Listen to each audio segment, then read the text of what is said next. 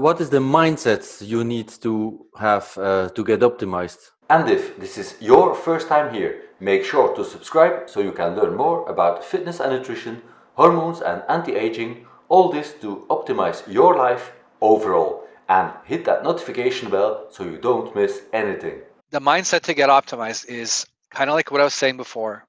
The first thing you need to do, if you've got all the symptoms of low testosterone, is you need to get your testosterone levels up there. Okay? Like I was saying, you want to look at free testosterone. Don't worry about your SHBG. I don't care what it is. I don't care what my SHBG is right now. Speaking of SHBG, sex hormone binding globulin, is a value that a lot of guys are kind of obsessing over, because when you have high levels of SHBG, your testosterone will get bound to it. So if it's bound, it's not having as much of an effect on the body, and if it's low, you have a lot of free, and they're all kind of obsessing over this number. And some guys are trying to lower their SHBG using herbs and supplements and all kinds of nonsense to lower it in an effort to get their free T levels up.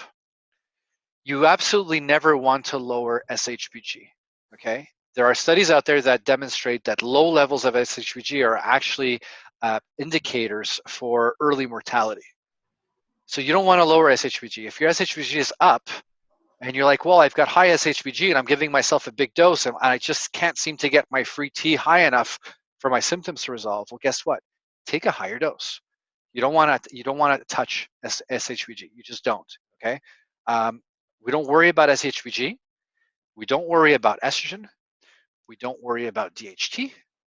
These are things we just forget about. Even your total testosterone is not even really relevant anymore, because I've seen guys that have their free T of 30 and they feel fine. And this guy's total test, one guy might be at 900 and the other guy might be at 1800. And they each have a total T of 30. It's that amount of free testosterone is what is having an impact on the body. The total testosterone is kind of irrelevant, okay? If I had to go do labs now with everything that I know, other than the obvious, like I'm gonna do a CBC every now and then, just check overall blood health. I might check cholesterol, even though cholesterol isn't nearly as much of an issue it is. But if it gets outrageously high, I might want to address that. Hematocrit, hemoglobin, those are some things. And speaking of which, guys are saying, I've got elevated levels of hematocrit and hemoglobin, and my doctor is saying that I have to donate blood because my blood's getting too thick. That's actually false, more or less. When you're taking testosterone, you are naturally going to have thicker blood. Your hematocrit and hemoglobin are going to go up. This is a given. This is something that is going to happen when you're taking testosterone. Now, that's actually a good thing, because having those levels, you wind up with way more oxygenation in the blood, and it gives you a performance boost. There's athletes out there that take depot and all kinds of stuff specifically to get those levels up there, okay? So there's nothing wrong with that, and there's nothing wrong with even being over the range of hematocrit and hemoglobin, as long as you don't have a clotting issue. If you have a blood clot issue and you've got higher levels of hematocrit and hemoglobin, that can be dangerous, okay? So higher levels of hematocrit and hemoglobin is considered erythrocytosis. It's normal. It's almost to be expected when you're taking higher levels of testosterone, and it's fine. Not to be confused with polycythemia vera, which is higher levels of hematocrit and hemoglobin with a clotting issue. Now that's dangerous, okay? So as long as you're not having any type of clotting issue, you don't have to worry about these higher levels.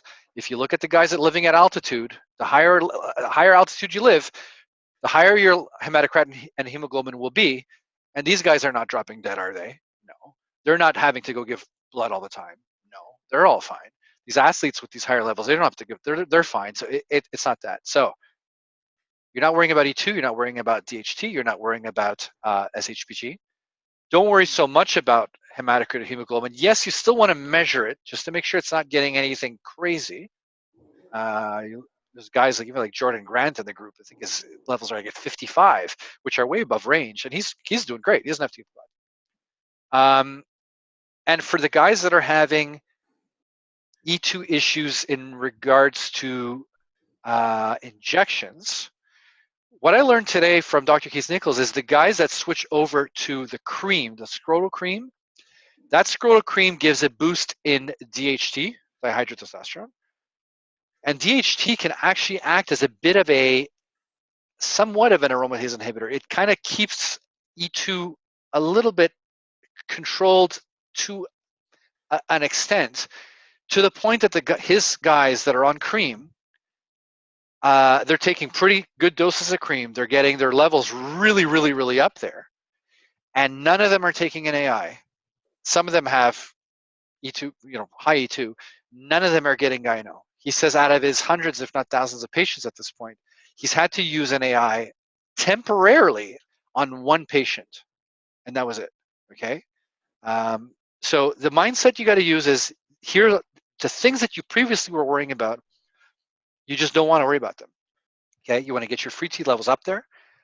You want to test one thing at a time, okay? So say I'm going to start with T. I'm going to get my levels up. I'm going to wait till I start feeling better. And once I feel better, and I'm like, wow, I've been feeling really good lately, let me test pregnenolone. Let me test DHEA. Let me test vitamin D. There's this other vitamin, mineral. Let me try that and see how I feel. Yes, ideally you want to optimize these three, but get yourself feeling good on testosterone first, because some of you guys have been feeling so miserable. You've had no libido, you haven't had sex in 2 years, you can't get out of bed. I'd prefer that you feel good first, and you will with testosterone, and then test these other things. And whatever thing you test with, make sure you give it sufficient amount of time for that thing to take an effect. And you want to, pick a strategy and stick to it. The same guy I was mentioning to you about, I was arguing, he would change his protocol every day. He'd wake up the next day and like, oh, I feel like this, like this, like this. I guess I have to lower my dose. And then I say, oh, maybe I lowered my dose too much. Maybe I should put my dose back up. And then I say, oh, maybe I should take boron. And he would take some boron, and he would take this, and he would take this. You're never going to figure it out. You got to make a strategy and say, okay, I feel, this is how I've been feeling so far. I'm going to increase my dose of testosterone because I still have symptoms. I'm going to increase it to this much. I'm going to take it daily, and I'm going to give it 6 weeks. And I'm not going to change anything.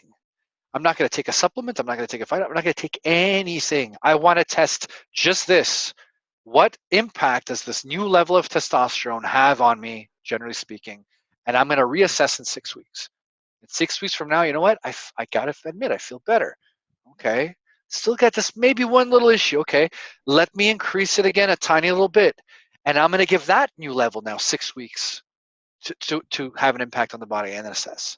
And after 6 weeks, you might say, you know what? I got no symptoms. Sex life is good.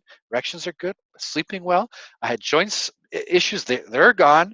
I got a clear head. I feel like I'm thinking fast and everything's good. I feel like my skin's improving. Everything's improving. Once you're there, stop. You're optimized. That's the whole point. The whole point is not to turn into Sylvester Stallone or Arnold Schwarzenegger. The whole point is to have no symptoms and just feel great. Okay? If you're going to keep pushing it and pushing it and pushing it, eventually you're going to start to get symptoms. Eventually you're going to start to have issues. Once you get to that point, say, you know what? I'm going to keep my testosterone level here. Let me see now if I optimize pregnenolone, what effect does it have? Let me see if I optimize DHA, what effect does it have? And test one thing at a time over time. Pick a strategy, stick with it for 6 weeks. Okay? Now, obviously, if you take, let's say a case like me, I take pregnenolone, and every time I've tested, it's the same result. Within 3 days, my libido just tanks.